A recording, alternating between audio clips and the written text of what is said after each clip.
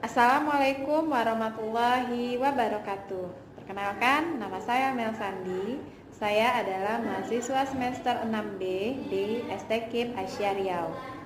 Pada kesempatan kali ini, pertama marilah kita ucapkan rasa puji dan syukur kita atas kehadirat Allah Subhanahu wa taala yang telah melimpahkan rahmat dan karunia-Nya kepada kita bersama.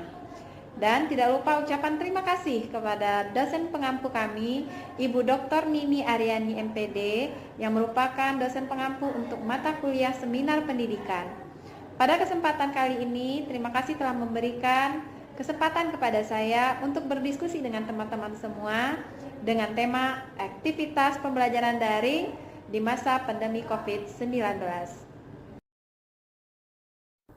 Nah, teman-teman, berbicara tentang pendidikan, menurut teman-teman, pendidikan itu penting nggak sih? Betul, pendidikan sangat penting sekali ya. Pendidikan merupakan hal yang penting bagi manusia. Karena dengan pendidikan, maka terciptalah manusia yang berkualitas, berintelektual, dan akan terhindar dari kebodohan. Sebenarnya, negara pun telah mengatur dalam undang-undang bahwa setiap warga negara berhak untuk mendapatkan pendidikan yang layak. Hal ini bertujuan untuk meningkatkan pengetahuan serta kualitas dalam kehidupan manusia itu sendiri. Dalam kehidupan sehari-hari, kita bisa membedakan mana manusia yang berilmu dan manusia yang tidak berilmu. Hal ini bisa kita lihat dari tata cara mereka bertutur kata, kemudian cara mereka bersikap, dan pola pikir mereka, serta dalam menjaga emosi mereka itu sendiri. Selain itu, pendidikan bisa kita dapatkan melalui pendidikan formal dan pendidikan non-formal. Kalau untuk pendidikan formal, contohnya PAUD, itu ada RA, ada TK, KB, dan lain sebagainya. Kemudian dilanjutkan lagi dengan tingkat sekolah dasar, setelah itu sekolah menengah pertama, dan sekolah menengah atas. Dan kalau pendidikan non-formal, seperti bimbel, kemudian adanya les-les, nah itu merupakan contoh pendidikan non-formal. Jadi kita bisa mendapatkan pendidikan baik dengan cara formal maupun cara non-formal. Lalu bagaimana kondisi pendidikan di Indonesia saat ini? Bagaimana menurut teman-teman? Seperti yang kita ketahui bahwa semenjak bulan Maret tahun 2020, kebanyakan negara secara umum, khususnya di negara Indonesia itu sendiri, telah terdampak wabah virus corona atau biasa disebut dengan COVID-19. Virus corona ini membawa dampak termasuk kepada pendidikan di Indonesia. Pendidikan di Indonesia yang awalnya melakukan pembelajaran secara langsung atau tatap muka harus berganti secara tiba-tiba melalui pembelajaran jarak jauh melalui berbagai internet. Banyak memang aplikasi yang sudah ada yang bisa digunakan untuk pembelajaran secara daring. Namun perubahan yang secara tiba-tiba ini membuat kegalauan antara mahasiswa atau murid itu sendiri dengan pengajar.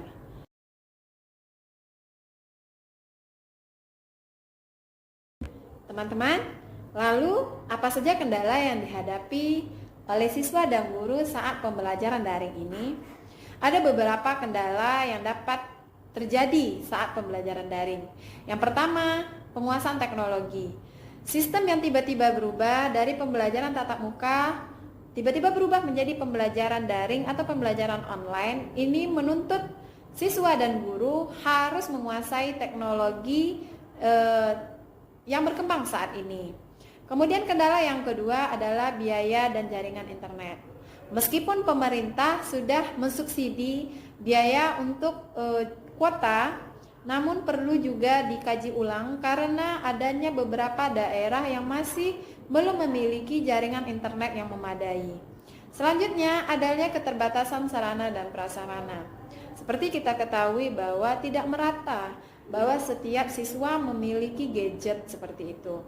Jadi hal ini juga bisa menjadi kendala atau penghambat dalam pembelajaran daring ini. Nah, selanjutnya kita berbicara tentang dampak pembelajaran daring. Selain dampak negatif, tentu ada dampak positif yang dihasilkan dari pembelajaran daring ini.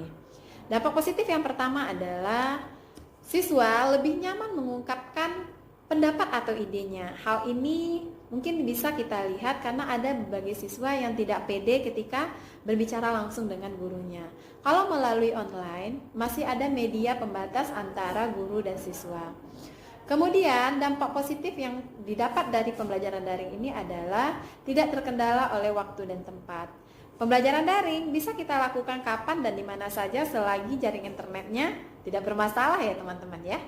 Selanjutnya ada dampak negatif. Dampak negatifnya adalah kesulitan dalam memahami materi pembelajaran. Karena kalau di online tentu tidak seleluasa atau selama pembelajaran tatap muka. Jadi ini merupakan penghambat atau dampak pembelajaran secara daring. Yang kemudian yang berdampak negatif lagi gaya belajar dari siswa itu sendiri. Biasanya belajarnya dengan teratur tiba-tiba berubah dengan pembelajaran jarak jauh. Ini akan membuat gaya belajar siswa itu sendiri akan otomatis berubah. Nah, teman-teman, jadi menurut teman-teman bagaimana nih? Apakah pembelajaran daring di masa pandemi COVID-19 ini sudah efektif? Ya, kalau berdasarkan kendala-kendala yang dihadapi dan dampak yang dihasilkan, bisa kita simpulkan bahwa pembelajaran jarak jauh atau daring di masa pandemi COVID-19 ini belumlah efektif. Hal ini terlihat dari kendala-kendala yang masih banyak sekali kita temui di tengah-tengah masyarakat kita.